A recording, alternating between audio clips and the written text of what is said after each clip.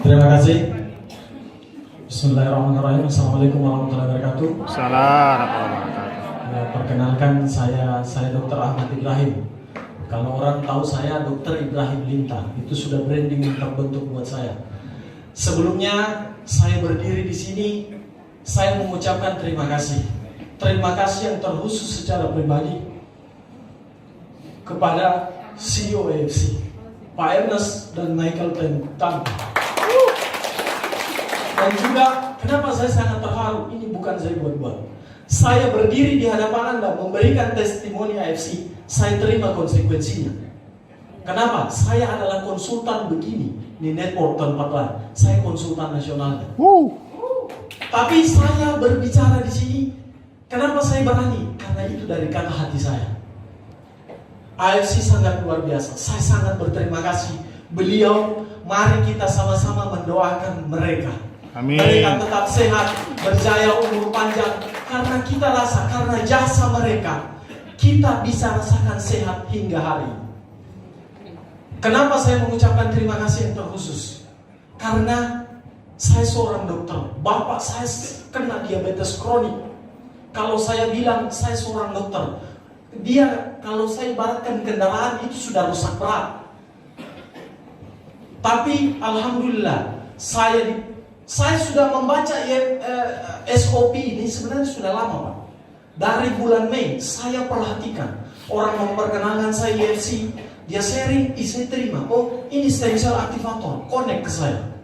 Karena saya pembicara stem cell aktivator. Tapi saya mempelajari, yang buat saya respect adalah apa? Paten. Jadi Bapak dan beruntung bahwa kita bukan jual kecap. Saya respect sama yang dikatakan Pak Niko. Lebih baik kita bicara apa adanya daripada kita berbicara omong kosong, bohongi orang. Itulah yang membuat MLM di Indonesia rusak.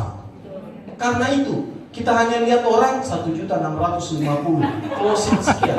Akhirnya dia tidak semua ada dibilang bohong. Akhirnya apa? Pak CEO dan upline yang lain yang tidak terlibat dengan Anda kena dosanya. Ya kan? Seperti itu. Nah, saya berbicara singkat. Bapak saya berikan. Awalnya SOP saya ragu. Makanya saya lama diskusi di rumahnya Pak Mansur. Saya bilang, Pak, mudah-mudahan ini SOP bisa membantu Bapak saya. Bapak saya, glukosa puasanya itu 684. Glukosa puasa. HbA1c-nya sudah 16. Rusak berat itu. Dia punya pankreas. Saya bismillah, mudah-mudahan saya tanya, Pak, selesai lebaran saya belikan bapak saya cobakan 4 box 2 paket saya berikan ke bapak saya. Saya periksa lab. Saya bukan orang yang cerita omong kosong. Oh kira-kira baik, oh saya lihat oh kencingnya mulai berkurang, kulitnya mulai membaik. Bukan itu data saya. Saya dokter, semua saintifik. Ambil datanya, periksa lab. Saya periksa, alhamdulillah. Ternyata glukosa puasanya dari 600 turun ke 300. Itu luar biasa bagi saya. Dengan kondisi yang sangat lemah seperti itu. Dan alhamdulillah saya rasakan seperti itu. Datang ke pasien saya. Saya sebenarnya bukan orang yang suka mau menjual. Perusahaan yang tempat saya menjadi konsultan, dia tahu tipe saya. Saya tidak bisa didikte. Saya bukan dokter hebat. Saya masih muda. Saya pengalaman saya masih nol. Mungkin saya dokter paling junior. Tapi saya punya prinsip dalam mengobati orang. Makanya klinik saya, Pak Mansur pernah datang lihat saya. Kalau datang masuk di klinik saya, dia lihat obat itu tidak ada di tempat box saya. Kenapa? Saya tidak bisa didikte oleh apotek. Saya tidak bisa didikte, Pak jual ini. Kalau Anda tembus, saya DP-kan mobil, saya suruh pulang. Pulang Pak, saya dokter, saya obati orang, bukan penjual obat.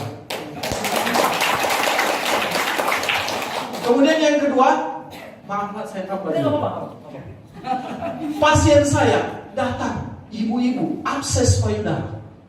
Abses itu apa? Bisul, bernanah. Sudah dioperasi, ternyata diangkat absesnya, ternyata ada tumor di payudaranya sebesar 4 kali 5 cm. 2. Dan yang menyedihkan apa? Karena dia lagi susui anaknya di payudara yang ada tumor dan absesnya. Saya langsung tegur, ibu berhenti. Kanannya masih bisa, kanannya dok berhenti, upayakan. Distimulasi nanti akan bisa.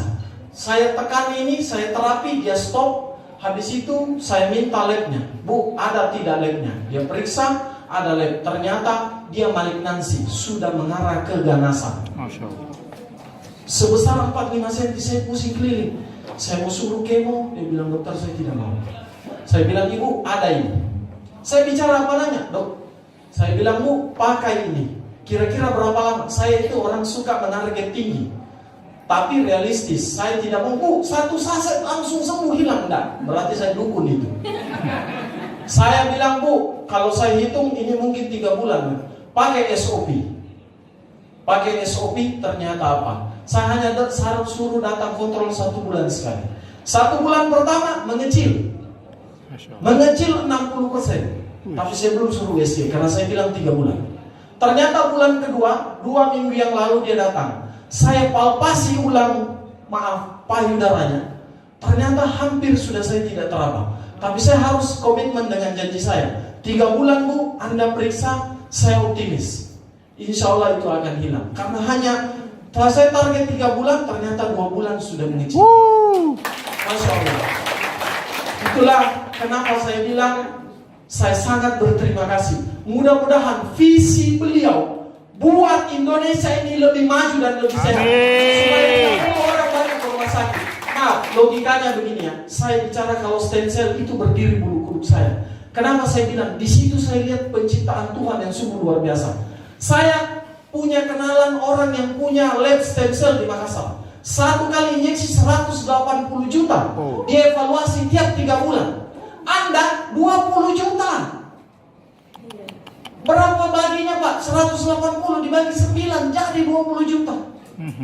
Jadi Anda beruntung bisa dapat ini.